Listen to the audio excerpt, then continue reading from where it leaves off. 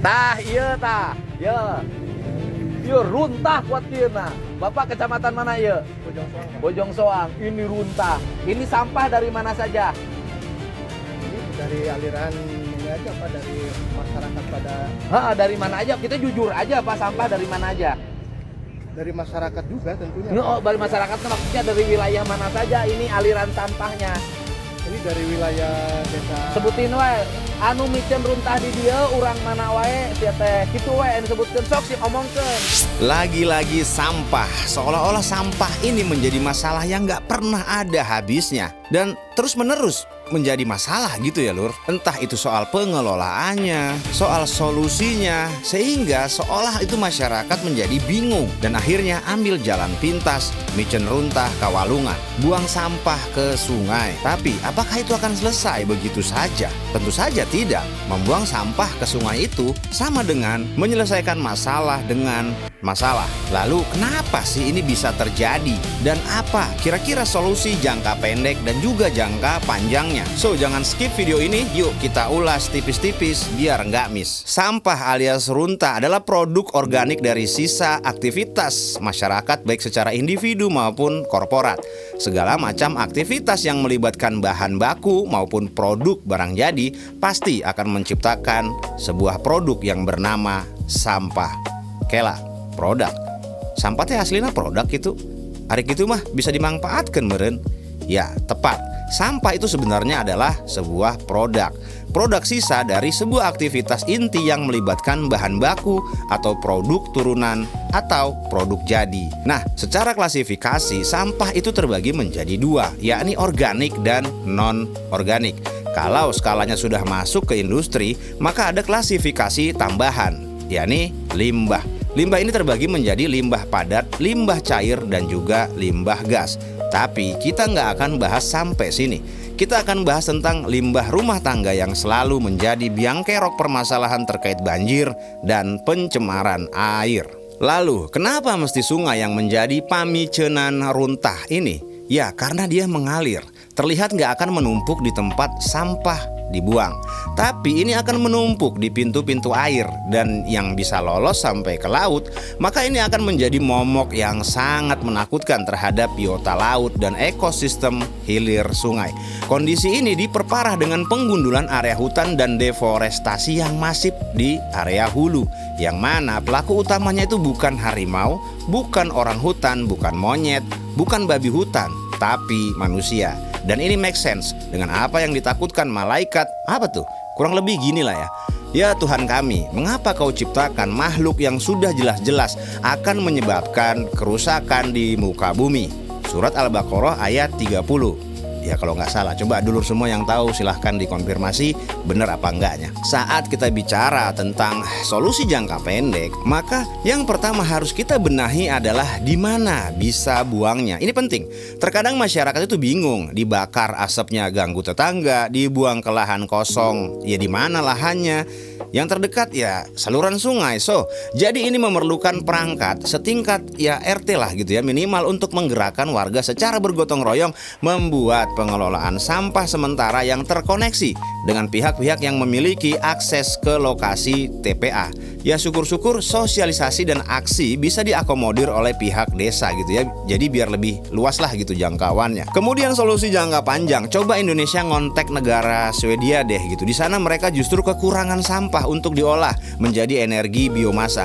Atau coba pelajari teknologinya, bagaimana cara mengelola sampah dari yang semula seolah tak berguna menjadi sangat digunakan dan sangat dibutuhkan. Ini tuh penting karena volume sampah di Indonesia setiap hari itu nggak kurang dari 90.000 sampai 175.000 ton ya, bukan kilo. Nah, dan Jawa Barat itu nggak kurang dari 29.000 ton per hari sampah yang dihasilkan per hari. Per hari ya, bukan per bulan, per hari 29.000 ton. Nah banyak banget kan gitu. Nah jadi kalau ini nggak segera ditanggulangi dengan cara-cara yang terstruktur dengan baik, maka lama-kelamaan sampah akan menjadi ancaman yang menakutkan bagi kita umat manusia. Jadi ini definisi yang sesungguhnya gitu tentang dari kita, oleh kita, untuk kita. Jadi ini tuh udah masuk ke fase kritis. Bahkan bila perlu buatlah semacam urgent project. Ya ini yang melibatkan ahli gitu ya, orang-orang akademis, praktisi yang selama ini mereka fokus dalam menangani sampah. Libatkan anak muda, milenial, dan Gen Z untuk terlibat langsung gitu. Siapa tahu mereka punya ide-ide yang bisa diterapkan dalam menangani permasalahan runtah ini. Da piraku sakitu lobana 240 juta jiwa masyarakat Indonesia. Hiji-hiji acan gitu anu bisa nanggulangi sampah piraku gitu kan. Bila perlu buat sayembara terbuka atau adakan kompetisi di sekolah-sekolah menengah ya atas atau universitas dalam hal penanganan sampah, karena kalau cuma dibersihkan, diberi arahan, sependek pemahaman kami, ini hanya akan berlaku sementara. Padahal sampah itu diproduksi setiap hari dengan skala yang tidak bisa dibilang sedikit atau kecil. Dan sepertinya hal ini pernah disinggung oleh Bapak Aing Kang Deddy Mulyadi beberapa waktu lalu. Mudah-mudahan ini bisa segera terrealisasi. So, semoga saja ya Kang Deddy Mulyadi, pemimpin kita tercinta, segera mengambil kebijakan nyata terkait sampah ini agar ke depan Jawa Barat bisa menjadi lebih terarah dalam penanggulangan masalah sampah. Atau buat dulur semua yang punya ide tentang pengelolaan atau penanganan sampah ini, silakan tuliskan di kolom komentar. Nanti kita akan coba bahas jauh lebih dalam permasalahan ini di kanal YouTube ini ya lur ya. Nah, disinilah letak anomali yang menurut kami sangat-sangat aneh dan juga kejam. Mungkin dulur semua tahu saat Bapak Aing Kang Deddy Mulyadi sedang ke Sumatera beberapa waktu lalu, banyak netizen yang menyalahkan atau lebih tepatnya nyinyir ke Kang Deddy karena wilayah lain dibantu sementara wilayah sendiri kebanjiran. Padahal dari kejadian ini kita bisa melihat dan menilai sebenarnya penyebab banjir itu ya bukan karena Kang Deddy gitu kan. Apalagi karena Kang Deddy bantu wilayah lain yang sedang tertimpa bencana gitu loh. Bencana banjir yang terjadi di Bandung itu yang dijadikan framing jahat terhadap Kang Deddy, yaitu akibat dari banyaknya orang-orang yang memang mengharapkan banjir itu datang. Lah kok bisa? Ya bisa lah. Itu dengan membuang sampah ke sungai berarti kan pengen banjir datang kalau hujan. Kalau nanti udah banjir ya gampang lah, tinggal nyalahin KDM gitu kan sebagai gubernur. Nanti juga dapat bantuan gitu, lumayan kan. Ya selain faktor ini juga banyak faktor lain ya.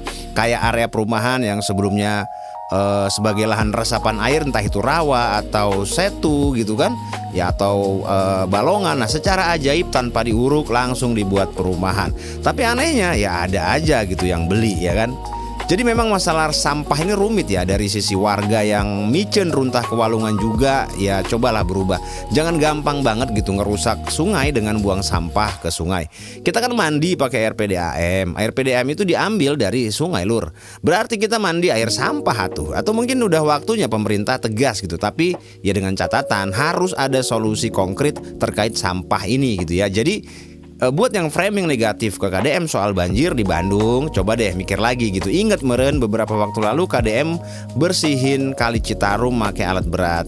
Nah jadi harusnya kalau udah dibersihin ya jangan micen runtah ke situ lagi. Ditambah lagi banyak juga ternyata oknum-oknum yang nggak bertanggung jawab, yang ngumpulin sampah warga terus narikin iuran. Nggak taunya micen sampahnya bukan ke TPA tapi malah ke sungai. Sejadul-jadulna jelema baheula nu ngaranna walungan teh sok dijaga, lainnya diruksak. Ya karena mereka sadar pentingnya air bagi kehidupan manusia. Oke, mungkin gitu dulu untuk video kali ini ya lur ya. Mudah-mudahan ada manfaatnya, dan sebelumnya kami mohon maaf apabila ada data, fakta, narasi maupun opini yang masih belum tepat. Buat dulur semua yang ingin berkomentar, sok mangga silakan berkomentar, akan tetapi tetap dijaga komentarnya untuk tetap baik dan juga bijak. Sampai jumpa di video selanjutnya. Kami undur diri dulu. Assalamualaikum warahmatullahi wabarakatuh. Hatur nuhun.